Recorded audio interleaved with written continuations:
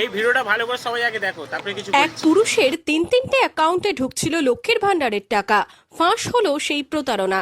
রঘুনাথগঞ্জ থানার বড়শিমুল গ্রাম পঞ্চায়েতের বহুরা গ্রাম থেকে মোস্তাফিজুর রহমান নামের এক ব্যক্তিকে গ্রেপ্তার করে বহরমপুর থানার পুলিশ। তার তো অনেকজনই এখন বিজেপি সরকারে বলছে 12 পেজের ফর্ম ফিল আপ করতে বলছে, দ্বিকুটি খুশটি মানে অনেক কিছু জন্মকুষ্টি ভুলে যাচ্ছে। তো সেই সব ছোটো বাচ্চাগুলোকে বলছি এইসব কারণের জন্যই 12খানা পেজের ফর্ম ফিল আপ করতে বলছে, যাতে অন্য কেউ যাতে না নিতে পারে টাকাটা। যারা এই দেশের মানুষ তারাই যাতে নিতে পারে।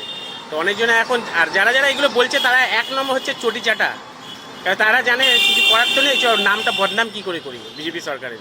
তো ভাই যারা যারা টাকা দিচ্ছে, এমনি এমনি টাকা দিচ্ছে না, হারামের টাকা না, যাদের দরকার তারাই যাতে পায়, তাই জন্য এই টাকা দেওয়া হচ্ছে।